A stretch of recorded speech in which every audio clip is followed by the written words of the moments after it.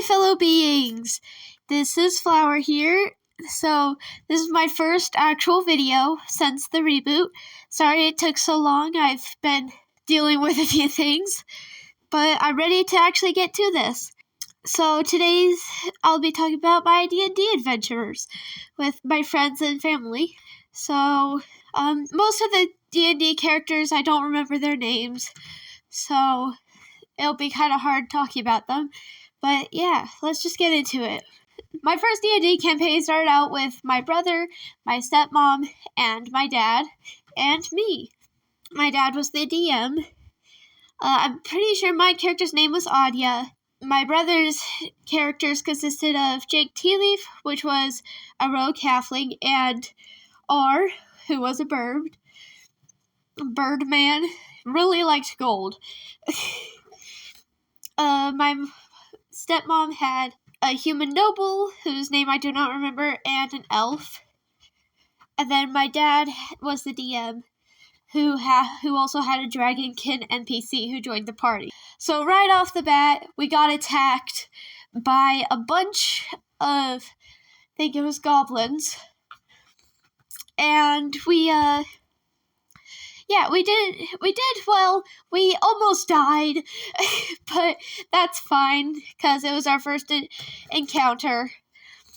One of the funny highlights of that was that one of the goblins ended up striking my mom's human noble, and with a pea-stained arrow, which ended up infecting him, so that was kind of funny. So we stumbled back into the town, and we get healed and stay the night at a tavern inn.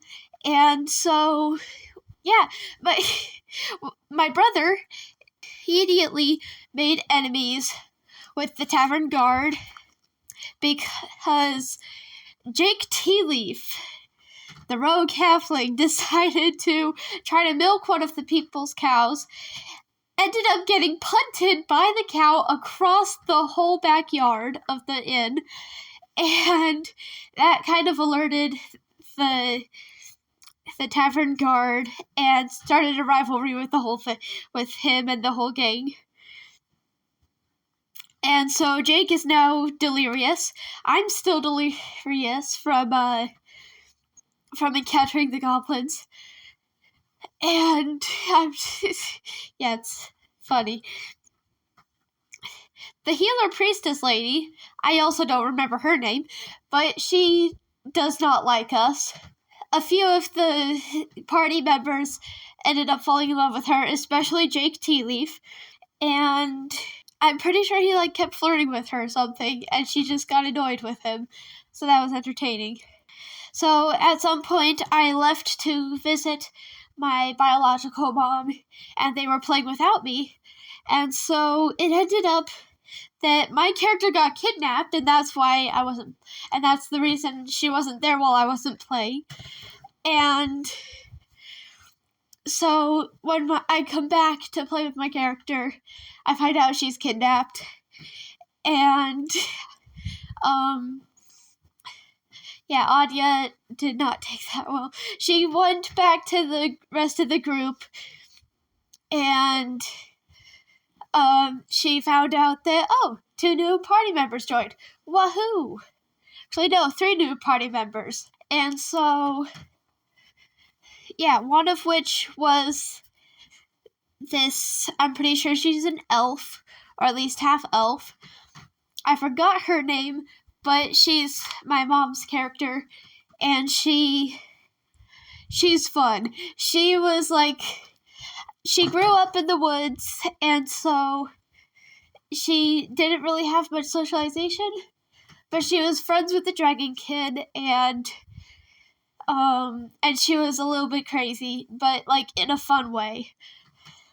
She was also a little bit dense, which made it a whole lot more fun. And then my brother Kit's Birdman R was also fun, because at one point we were fighting this big guy, and he wanted to get rid of R, and so he essentially took this shiny ring, tossed it over the edge of a cliff, and I was like, shiny! And just goes like diving after it off the cliff. Later up, we meet up with R, and we discover, you know what? This is how we can keep track of R and get him where we need him to go. So, yeah. And then I had another D&D campaign. This one, I was the DM of. It lasted very shortly because I got kind of frustrated having to be the DM.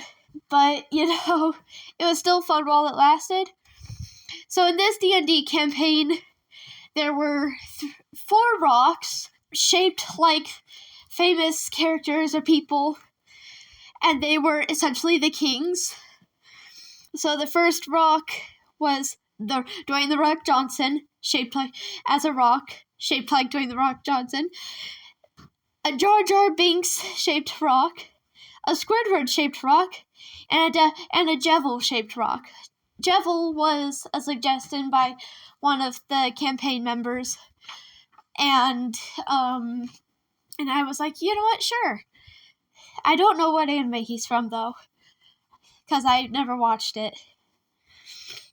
But yeah, in this world, they worship the god Aizawa from MHA, because why not? My D&D character, who was an NPC, was named What's Her Name? Because why not? The truth is I couldn't remember her name, so I just renamed her What's Her Name. And in this world, there is a furry infection.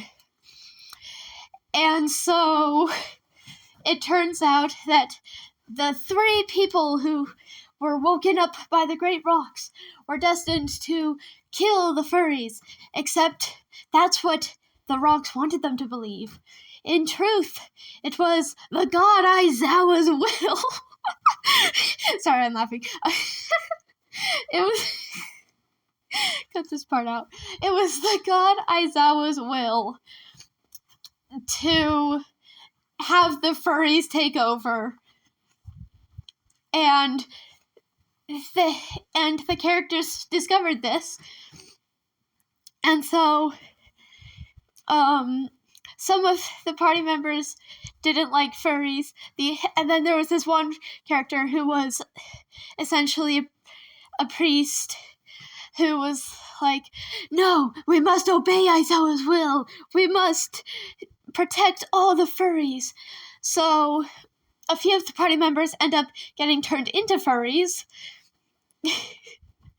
And so there was a tardigrade furry, which was interesting. And then there was also my brother Kit's persona, which did end up making it to the game because we quit the game right before he became a furry. But he was going to be, I'm pretty sure, a mix of regular cat and displacer beasts. Which, if you don't know, displacer beasts, they're a really cool D&D creature. Look them up. But essentially, they're cat-like creatures who have tentacles that they can use to suck the life out of things.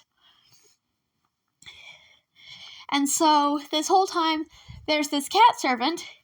They couldn't really tell where the cat servant was sighted, but it was essentially this cat who liked to, serve the rocks. But in the end, the cat sided with the party members and the furries.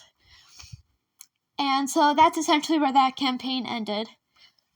So, yeah, lots of fun with D&D. Still, I don't have much experience with it, and I'm not very good at playing it, but it's still a lot of fun. So, yeah, that's about all I have for that right now. Yeah, so have a marvelous day or night, my fellow furs. And, yeah, have fun. Be sure to eat lots of food tonight. So, goodbye. Love you.